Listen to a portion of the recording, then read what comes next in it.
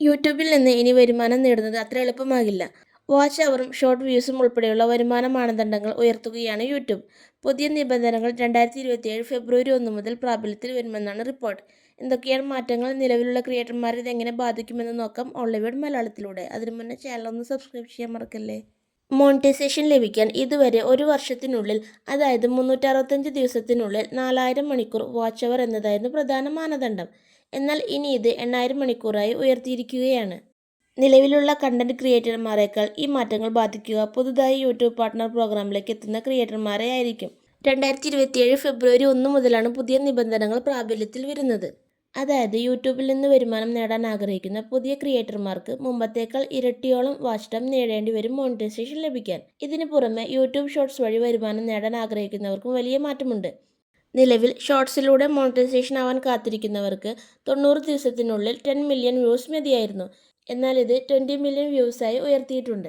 അതേസമയം 1000 സബ്സ്ക്രൈബേഴ്സ് വേണമെന്ന നിബന്ധനയിൽ മാറ്റമില്ല. മറ്റൊരു നിബന്ധന കൂടിയുണ്ട്.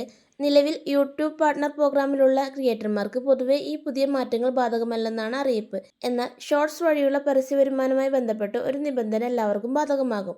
അതായത് ഷോർട്സ് വഴി വരുമാനം ലഭിക്കണമെങ്കിൽ ഓരോ 90 ദിവസത്തിനുള്ളിലും കുറഞ്ഞത് 10 മില്യൺ വ്യൂസ് ഉണ്ടായിരിക്കണം. ഈ മാനദണ്ഡം പാലിക്കാൻ കഴിയാത്തവർക്ക് ഷോർട്സിൽ നിന്നും വരുമാനം ലഭിക്കുകയില്ല.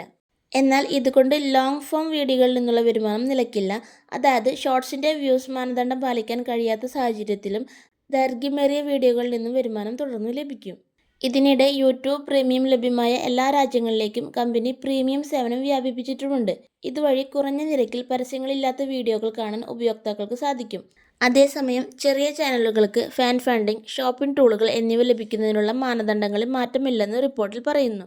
2018 ശേഷമാണ് യൂട്യൂബ് പാർട്ട്ണർ പ്രോഗ്രാമിൽ ഇത്രയും വലിയ മാറ്റം വരുന്നത്. പുതിയ നിബന്ധനകൾ പ്രാബല്യത്തിൽ വരുന്നതിന് മുമ്പ് ക്രിയേറ്റർമാർ മോണിറ്റൈസേഷൻ നേടാൻ ശ്രദ്ധിക്കുക.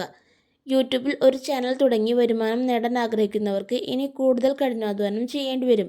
പ്രത്യേകിച്ച് ഷോർട്സ് ക്രിയേറ്റർമാർക്ക് 90 ദിവസത്തിനുള്ളിൽ 20 മില്യൺ വ്യൂസ് എന്നത് വലിയൊരു വെല്ലുവിളിയായിരിക്കും. ഇത്തരത്തിലുള്ള യൂട്യൂബ് അപ്ഡേറ്റ്സുകളും പ്രധാന വാർത്തകളും ആദ്യം അറിയാൻ ചാനൽ സബ്സ്ക്രൈബ് ചെയ്യാൻ മറക്കല്ലേ. Thank you for watching.